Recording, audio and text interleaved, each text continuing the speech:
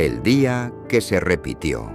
El 15 de marzo de 2011, Jennifer Kumar despertó a las 6:23 de la mañana en Syracuse, Nueva York, y vivió el mismo martes 47 veces seguidas.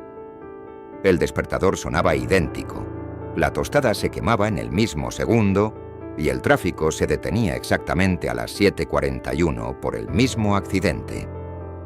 Al principio, creyó estar enloqueciendo, pero pronto empezó a predecir cada palabra de sus compañeros de oficina, cada canción de la radio y hasta el número ganador de la lotería local. En la repetición número 14, llamó a emergencias antes de que ocurriera el choque en la Interestatal 81 y dio la matrícula exacta del camión implicado. Los agentes la tomaron por bruja hasta que las cámaras confirmaron todo. Aprendió chino mandarín, tocó piano como concertista y memorizó la guía telefónica completa. Nada se borraba de su mente aunque el mundo se reiniciara. En el ciclo 39, descubrió que concentrándose podía estirar subjetivamente el tiempo. Un café de 10 minutos podía durar horas dentro de su percepción. En el ciclo 45, conoció a Frank Rodríguez, un jubilado que también recordaba las vueltas. Juntos, descubrieron que el bucle se estaba expandiendo y que más personas empezaban a sospechar. El día 47, al realizar una secuencia concreta de acciones, cruzar el campus universitario a las 19:11, decir una frase concreta a un desconocido y romper un reloj de pared. El tiempo avanzó al miércoles 16 de marzo. Jennifer conservó cada habilidad y cada recuerdo.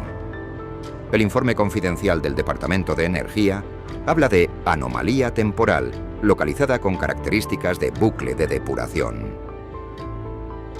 El pueblo que volvió atrás.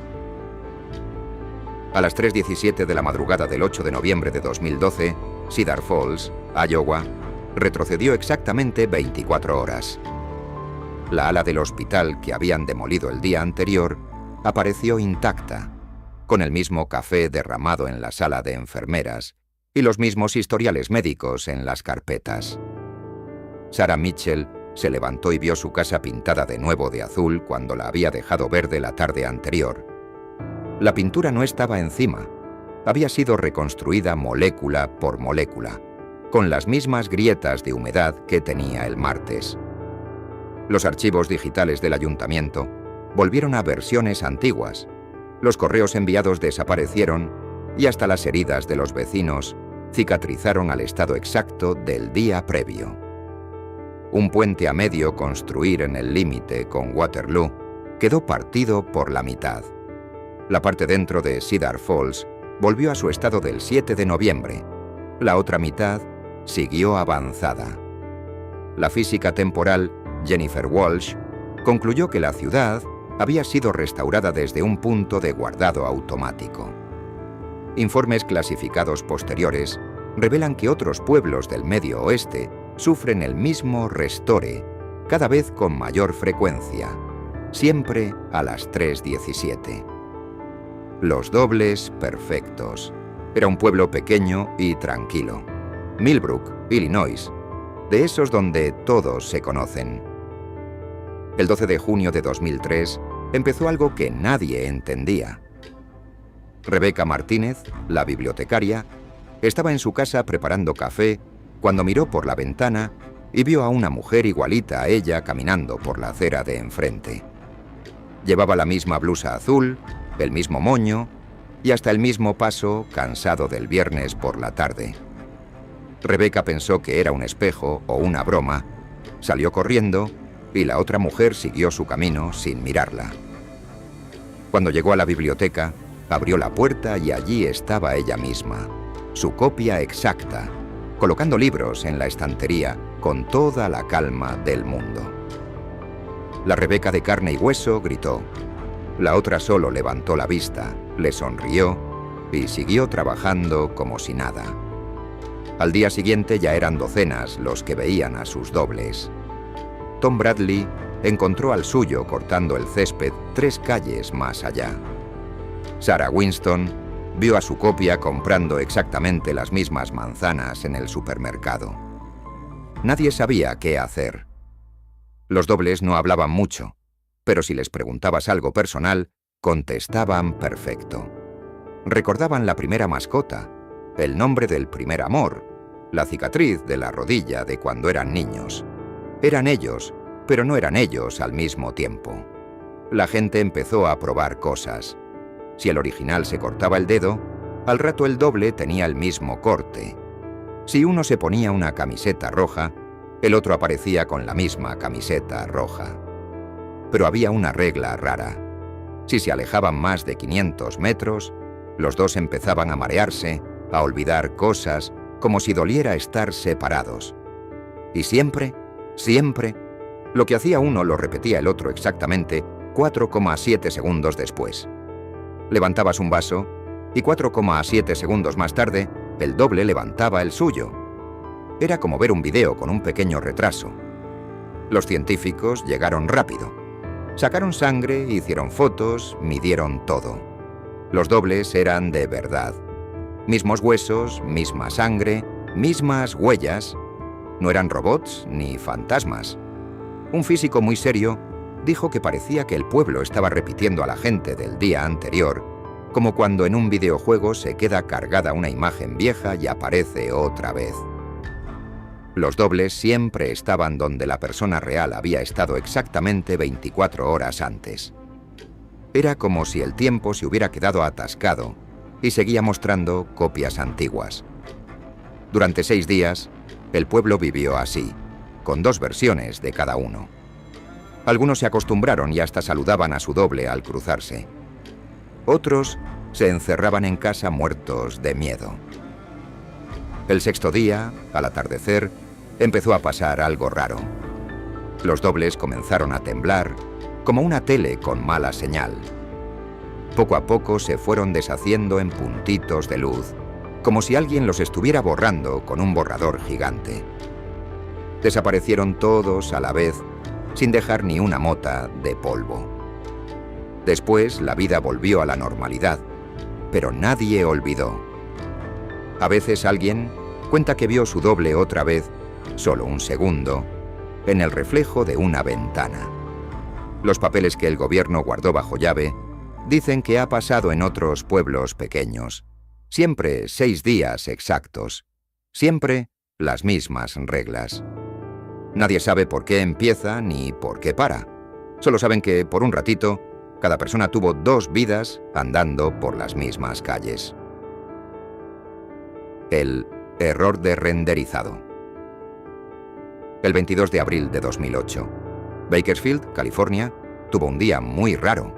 María Santos caminaba por el centro cuando de pronto los edificios empezaron a verse mal. Parecían hechos de alambre, como los dibujos que hacen los arquitectos antes de construir de verdad. Podías ver a través de las paredes y veías las vigas, los tubos, los cables, todo como líneas brillantes. Los coches parecían juguetes de plástico transparente. Hasta las personas a veces se ponían así. Veías sus huesos y sus venas, como si fueran un dibujo animado. María se asustó y corrió a avisar a sus vecinos. Cuando salieron todos a la calle, el efecto ya había crecido. 4 manzanas enteras del centro se veían como si alguien hubiera quitado la pintura del mundo y solo quedaran las líneas. Un fotógrafo llamado Alex Chen empezó a tomar fotos sin parar. En sus imágenes los edificios eran puro esqueleto de líneas. Las ventanas eran cuadrados vacíos, los árboles eran conos verdes sin hojas. Pero lo más loco es que todo seguía funcionando.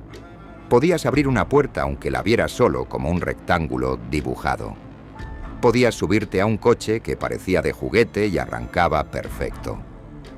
La gente gritó, algunos rezaron, otros sacaron sus celulares para grabar. Un niño se puso a jugar saltando dentro de un edificio de alambre y salía por el otro lado riéndose. Los bomberos llegaron y no sabían qué hacer porque no había fuego ni peligro real. solo que el mundo se veía como un videojuego a medio cargar. Lo más extraño era que, cuando alguien se ponía en modo alambre, se le veían cosas raras dentro del cuerpo. Huesos de más, venas que no deberían estar ahí, como si tuviéramos piezas extras que normalmente no vemos. Un médico que vio las fotos dijo que no eran cuerpos humanos normales, eran algo más complicado. El efecto empezó justo frente al museo y se fue extendiendo en círculos perfectos, como ondas en el agua. Duró exactamente 47 minutos. De repente, ¡zas!, todo volvió a la normalidad. Los edificios recuperaron sus paredes de ladrillo, los coches sus colores, las personas su piel. Fue como si alguien hubiera apretado un botón y el mundo volviera a pintarse bien. Después, quedaron miles de fotos y vídeos que los expertos miraron una y otra vez. Todos coinciden en que parecía exactamente lo que pasa en los juegos cuando falla la gráfica. Primero se ve el armazón de alambres y después se pone la textura encima. El gobierno dijo que había sido una ilusión óptica por calor, pero nadie se lo creyó. Ahora, cuando alguien pasa por esas 4 manzanas, a veces siente que el aire tiembla un poquito, como si el mundo recordara que una vez se quedó sin pintar y nos dejó ver lo que hay debajo. La isla que flotaba. El 23 de septiembre de 1997, el capitán David Chen iba volando tranquilo en el vuelo 447 de Seattle a Los Ángeles.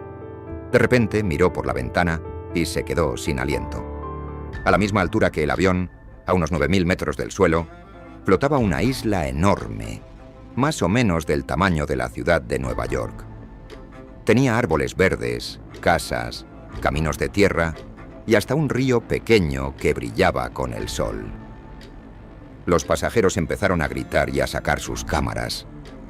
Desde arriba se veía gente caminando, como si vivieran su día normal, sin saber que estaban colgando del cielo sin nada que los sostuviera. Algunos parecían campesinos con ropa antigua, otros llevaban túnicas largas. Había humo saliendo de las chimeneas y vacas pastando en un prado. Todo parecía real, no una nube ni un espejismo. El capitán habló por radio con los controladores de tierra muy nervioso. «Hay una isla flotando aquí arriba». Los de abajo miraron sus radares y no vieron nada, ni una manchita. Pero en el avión todos la veían clarito. La isla hasta hacía sombra sobre las nubes de abajo, como cuando un barco grande hace sombra en el agua. David decidió acercarse un poco. Cuando estaban a unos 3 kilómetros, los pasajeros pudieron ver mejor. Había un pueblo con casas de piedra y tejados rojos. Una señora mayor levantó la cabeza, vio el avión y empezó a señalarlo. Luego vinieron más personas corriendo, algunos niños saltando y saludando con la mano, como si nunca hubieran visto un avión en su vida. Una niña pequeña agitaba los brazos feliz, como saludando a Papá Noel. Una azafata llamada Lisa lloraba de la impresión. Dijo que vio a un hombre con sombrero de paja que se quedó mirando el avión con la boca abierta. Parecía que ellos también estaban asustados y sorprendidos de ver algo tan raro en su cielo. De pronto los instrumentos del avión se volvieron locos. La brújula giraba sin parar. La altura marcaba números imposibles, como si el avión estuviera en 2 sitios a la vez. El capitán tuvo que apartarse rápido porque sentía que algo raro pasaba con el aire alrededor de la isla. Llamaron a los militares. 2 aviones de combate F-16 salieron disparados a toda velocidad. Pero cuando llegaron, 15 minutos después, no había nada. Solo cielo azul y nubes. La isla gigante se había esfumado sin dejar ni una hoja flotando. Los pilotos militares dieron vueltas y vueltas buscando, pero parecía que nunca había existido. Los pasajeros entregaron sus fotos y vídeos. Eran imágenes clarísimas. Árboles, casas, personas, todo colgando del cielo como si fuera lo más normal del mundo. El gobierno se llevó todo y dijo que era secreto. Aún así, algunas fotos se filtraron y todavía circulan por internet. Muchos años después, otros pilotos han contado lo mismo. Islas flotando, pedazos de ciudades antiguas en el aire. Siempre aparecen unos minutos y desaparecen.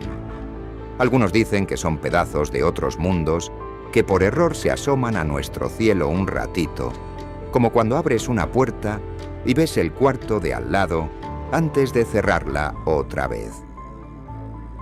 Lo más raro es que la isla tenía su propio clima. Había nubecitas alrededor de los árboles, como si trajera su pedacito de cielo consigo. Y la gente que vivía ahí parecía feliz, sin idea de que estaban volando sin alas ni nada que los sostuviera.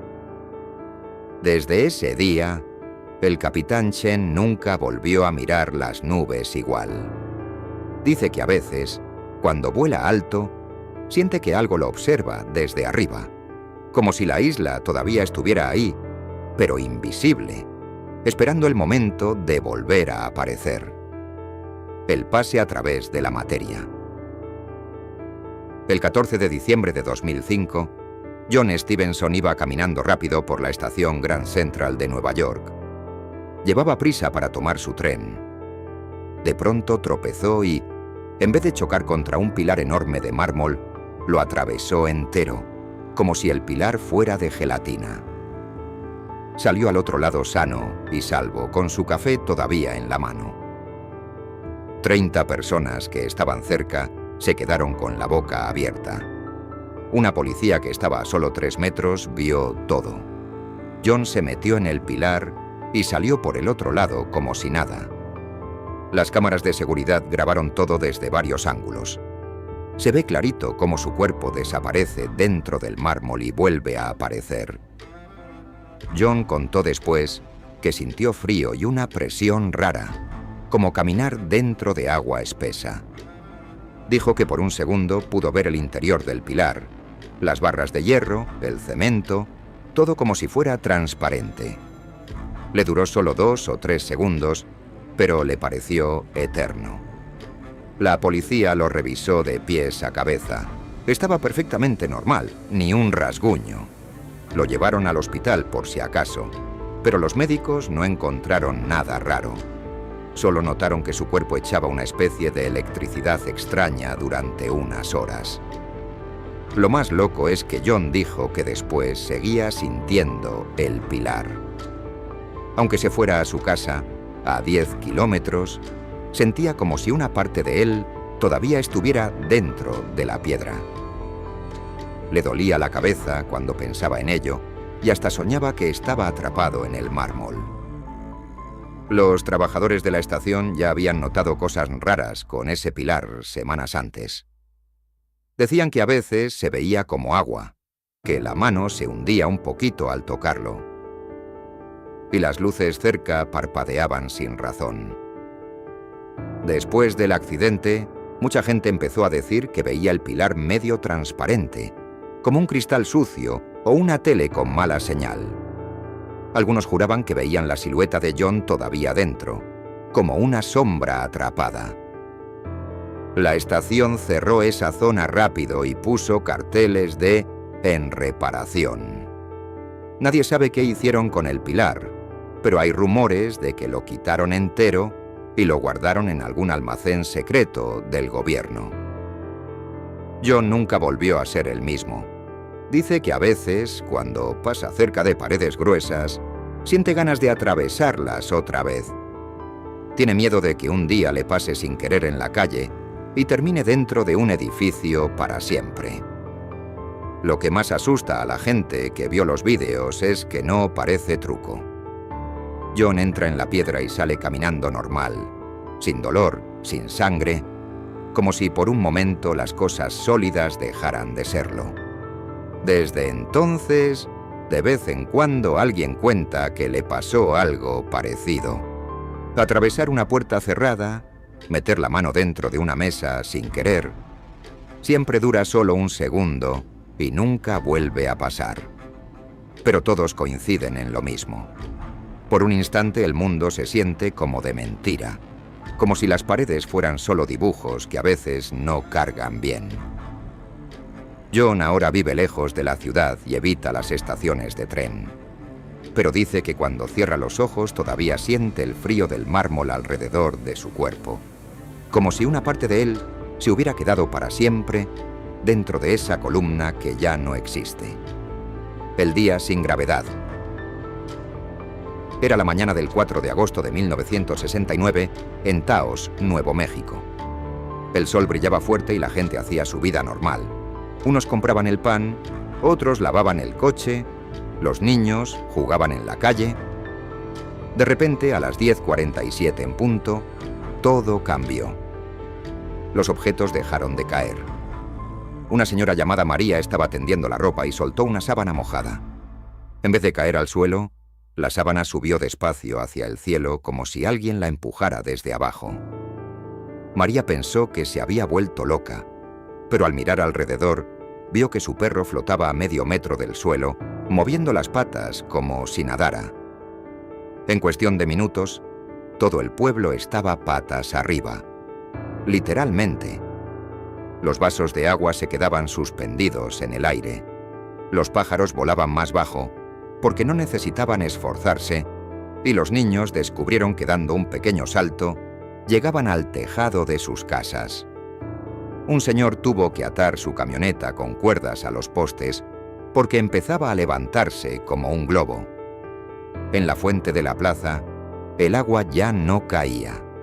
Salía disparada hacia arriba y formaba bolas gigantes que flotaban y se movían lentas como pompas de jabón.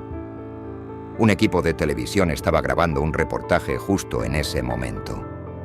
La reportera hablaba frente a la cámara cuando de pronto su libreto salió volando de sus manos y quedó flotando delante de su cara. Camarógrafo gritó: «¿Qué demonios pasa?», mientras su cámara pesada se le escapaba hacia arriba. Todo quedó grabado. Papeles, micrófonos, café de las tazas, todo flotando alrededor como si estuvieran en el espacio. Lo más raro es que la gravedad no desapareció del todo. Quedó muy débil, como si estuviéramos en la luna. Podías caminar, pero cada paso te hacía dar un saltito y bajar muy despacio. Un médico que estaba de vacaciones hizo pruebas con una pelota. La soltaba desde su cabeza y tardaba casi 10 segundos en tocar el suelo. El fenómeno duró exactamente 17 minutos y estaba encerrado en un círculo perfecto de unas 2 millas alrededor de la plaza del pueblo. Si cruzabas la calle marcada como límite, de repente todo volvía a pesar normal. Era como si alguien hubiera dibujado una línea invisible y solo dentro de ese círculo valían otras reglas. A las 11:04 en punto, todo terminó de golpe. La gravedad volvió con toda su fuerza y todo lo que estaba flotando cayó al mismo tiempo. Se escuchó un ruido enorme. Platos rompiéndose, botellas estrellándose, muebles golpeando el suelo. Varias personas que estaban saltando alto se hicieron daño al caer de golpe. Un niño se rompió un brazo y una señora se torció el tobillo. Los coches que estaban atados tiraron de las cuerdas y algunos postes se doblaron.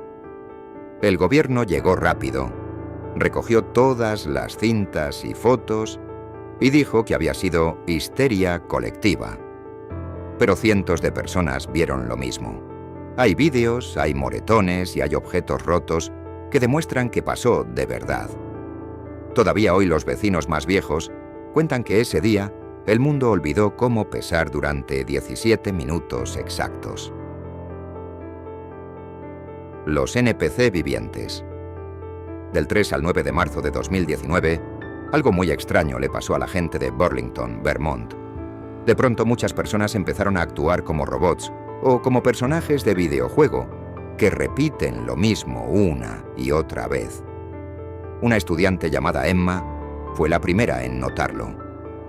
Estaba tomando café en el centro cuando vio a un señor de traje que cada 11 minutos exactos llegaba a la misma esquina miraba su reloj, daba media vuelta y se iba por donde había venido. Al principio pensó que era casualidad, pero al día siguiente el mismo hombre hizo exactamente lo mismo, a la misma hora, con los mismos gestos. Pronto Emma se dio cuenta de que no era solo él. Una señora mayor pasaba todos los días por la misma tienda, miraba el mismo vestido en el escaparate y decía en voz alta: «Qué bonito color, ¿verdad?». Siempre igual, palabra por palabra, incluso si nadie le contestaba. Un grupo de adolescentes caminaba en círculo perfecto por la plaza sin cambiar nunca de dirección, como si siguieran una ruta invisible. Emma empezó a grabar con el móvil y vio que eran más de 200 personas haciendo cosas repetidas. Un camarero servía la misma mesa aunque ya no hubiera clientes, diciendo «siempre». ¿Desean algo más? Un policía miraba el mismo cruce y saludaba a los coches que ya no pasaban. Todos parecían dormidos con los ojos abiertos, haciendo su rutina sin notar nada raro. Cuando Emma les hablaba, contestaban cosas muy simples y siempre lo mismo. «¿Todo bien, gracias? Solo estoy dando un paseo. Hoy hace buen día». Da igual lo que les preguntaras. Siempre era una de esas frases cortas y sin emoción, como si tuvieran solo 10 respuestas grabadas. Los médicos les hicieron pruebas y sus cerebros funcionaban normal, pero todos los que actuaban así tenían las ondas cerebrales exactamente iguales, como si estuvieran conectados al mismo mando. Al 6.º día, de repente, todos volvieron a ser normales. El señor del traje se paró en la esquina, miró a su alrededor confundido y preguntó a un desconocido qué día era. La señora del vestido entró a la tienda y compró algo distinto por primera vez. Nadie recordaba haber estado repitiendo cosas durante casi una semana. Después se supo que lo mismo había pasado en otras ciudades pequeñas de la zona, siempre durante 6 días exactos y siempre con la misma cantidad de gente afectada. Los vecinos ahora bromean diciendo que durante esos días, Burlington se convirtió en un videojuego y muchos se volvieron personajes secundarios que solo sirven para llenar el escenario. Pero los que lo vivieron de cerca dicen que fue aterrador ver a tus amigos y vecinos convertidos en muñecos que repetían lo mismo sin parar, como si alguien más estuviera manejando sus cuerpos. Humano. El teleportado. El 3 de octubre de 1593, Gil Pérez era un soldado español común y corriente. Estaba de guardia frente al palacio del gobernador en Manila, en las Islas Filipinas. Era una mañana normal, con calor y humedad. De pronto sintió un mareo fuerte, como si el mundo diera una vuelta completa. Cerró los ojos un segundo, y cuando los abrió, ya no estaba en Manila. Estaba de pie en medio de la Plaza Mayor de Ciudad de México, a más de 14.000 kilómetros de distancia, al otro lado del Océano Pacífico. Llevaba puesto exactamente el mismo uniforme que usaba en Filipinas, con la misma suciedad del día anterior. En la mano derecha sostenía su mosquete, todavía cargado con la pólvora filipina. La gente que pasaba por la plaza se quedó helada. Lo vieron aparecer de la nada, como si alguien hubiera abierto una puerta invisible y lo hubiera empujado al centro de México. Algunos gritaron, otros se persignaron. En pocos minutos ya había soldados rodeándolo y apuntándole con sus armas. Gil intentó explicar lo que había pasado, pero nadie le creyó. ¿Cómo iba a creerle nadie? Decía que hacía apenas unos minutos estaba vigilando en Manila y que no entendía qué había pasado. Los guardias lo llevaron preso de inmediato. Pensaron que era un espía del diablo o un desertor que mentía. Le metieron en una celda fría y oscura mientras decidían qué hacer con él. Pasaron los días y Gil seguía contando la misma historia. Dijo que el gobernador de Filipinas había sido asesinado esa misma mañana. Dio el nombre exacto del asesino y hasta describió cómo había pasado todo. Los oficiales se reían de él. México y Filipinas estaban tan lejos que las noticias tardaban meses en llegar por barco. Era imposible que él supiera eso. Pero Hill no solo habló del asesinato. Dio detalles pequeños que nadie en México podía saber. ¿Qué ropa llevaba puesta el gobernador cuando murió? ¿Qué palabras dijo antes de caer? Incluso cómo estaba el clima en Manila ese día. Los sacerdotes y los jueces lo miraban cada vez más serios. Algo no encajaba. Una de las cosas que más asustó a todos fue lo que Hill contó sobre el viaje. Dijo que no había sido como volar ni como caer. Fue como si el mundo parpadeara. Por un segundo vio Manila y México al mismo tiempo, como si fueran dos cuartos de la misma casa y él hubiera cruzado una puerta que no se veía. Sintió que el aire se volvía espeso y que podía tocar las dos ciudades con las manos al mismo tiempo. Mientras tanto, en Manila, los compañeros de Gill estaban muy confundidos. Lo vieron desvanecerse frente a sus ojos en el mismo momento exacto en que apareció en México. No hubo humo, ni ruido, ni luz. Simplemente dejó de estar ahí. Su mosquete se quedó tirado en el suelo y su puesto de guardia quedó vacío. Pasaron casi 3 meses hasta que llegó el siguiente barco desde Filipinas. Cuando los marineros bajaron y contaron lo del asesinato del gobernador, palabra por palabra igual que había dicho Hill, la ciudad entera se quedó sin habla. Todo era cierto. El crimen había pasado exactamente el mismo día y a la misma hora que Hill había contado. La Santa Inquisición tomó el caso. Mandaron a los curas más importantes a hablar con Hill y con todos los testigos. Entrevistaron a más de 100 personas en México y enviaron cartas a Manila para hablar con los soldados que habían visto desaparecer a Gill. Guardaron todos los papeles en los archivos secretos del Vaticano. Todavía están ahí. Los curas escribieron que no había trampa posible. Hill no tenía forma de saber lo del asesinato. No había barcos rápidos, ni palomas mensajeras, ni magia conocida que pudiera llevar a un hombre tan lejos en un segundo. Concluyeron que había sido transportado por el poder de Dios o por algo que no entendían. Lo que más llamó la atención fue que Hill llegó perfecto. No tenía ni un rasguño. Su ropa estaba limpia, su mosquete funcionaba y su cabeza estaba clara. Era como si alguien lo hubiera levantado de un lugar y lo hubiera puesto en otro, sin que se diera cuenta. Años después, cuando miraron los mapas, vieron algo muy raro. Si uno une el punto donde estaba Hill en Manila con el punto donde apareció en México, sale un círculo casi perfecto sobre la Tierra. No era al azar. Era como si algo hubiera calculado el camino más corto y lo hubiera movido siguiendo una regla matemática exacta. Hill vivió el resto de su vida en México. Nunca volvió a Filipinas. La gente lo miraba con miedo y con respeto. Algunos le pedían que rezara por ellos porque creían que tenía un don especial. Él solo decía que no entendía nada y que solo quería vivir tranquilo. Este caso es uno de los más antiguos y mejor guardados de gente que aparece en otro lado del mundo sin explicación. No hay trucos de magia, no hay mentiras. Cientos de personas lo vieron llegar y los barcos confirmaron todo lo que dijo. Fue como si, por un segundo, el mundo funcionara como un gran libro y alguien pasó la página demasiado rápido y puso a Gill en otro capítulo. Humor Simora.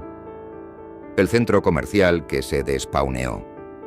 El 7 de julio de 2016, el Riverside Shopping Mall en Phoenix, Arizona, empezó a borrar cosas como si fuera un videojuego que necesita más espacio en la memoria. Empezó a las 11:43 de la mañana y no paró hasta las 2:17 de la tarde. Primero desaparecieron cosas pequeñas, un cartel de propaganda, unos bancos decorativos, unas macetas con flores de plástico. La gente pensó que alguien los estaba quitando rápido. Pero no había trabajadores, ni camiones, ni ruido. Los objetos simplemente se hicieron más y más pálidos hasta que no quedaron ni las sombras. Después vinieron las mesas del área de comida.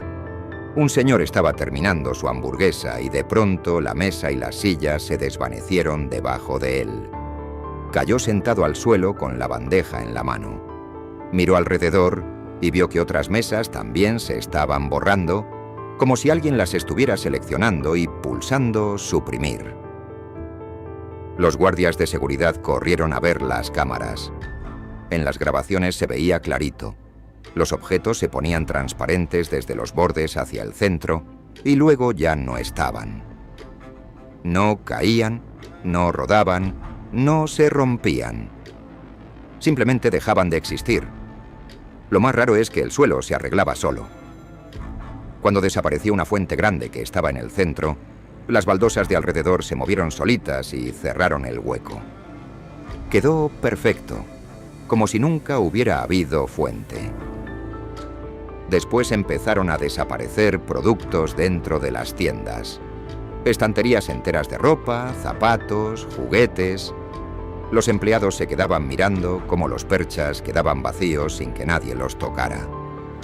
Los clientes salían corriendo con las bolsas a medio llenar porque los artículos que acababan de comprar se esfumaban dentro de las bolsas. Luego pasó algo que dejó a todos mudos. Algunas personas también desaparecieron. Un niño que corría detrás de su mamá se desvaneció en medio del pasillo. La mamá siguió caminando unos pasos antes de darse cuenta. Volteó y gritó, pero nadie recordaba haber visto al niño. Ni siquiera ella podía describirlo bien después de un rato. En las cámaras aparecía el niño corriendo y luego... nada. No había hueco, no había salto en la grabación. Era como si el vídeo hubiera sido editado para quitarlo. Y lo más loco, nadie presentó denuncia por personas desaparecidas. Era como si esas personas nunca hubieran existido para nadie. Los que se quedaron notaron que el centro comercial se sentía más vacío, aunque todavía había tiendas y pasillos. Era como cuando cierras programas en la computadora y de repente todo funciona más rápido. Los inventarios de las tiendas se actualizaron solos. Los gerentes revisaron las computadoras y vieron que los productos desaparecidos ya no aparecían en la lista de existencias. Los pedidos a los proveedores también se habían borrado. Todo coincidía con la nueva realidad. Esas cosas nunca habían estado ahí. Una doctora que estaba comprando con su familia empezó a tomar notas. Vio que las cosas desaparecían en orden. Primero lo que no era importante, decoración, luego lo que menos se usa, y así. Era como si alguien estuviera limpiando espacio, siguiendo una lista de prioridades. Al final, se había borrado casi el 40% del centro comercial. Pero paró de repente a las 2:17.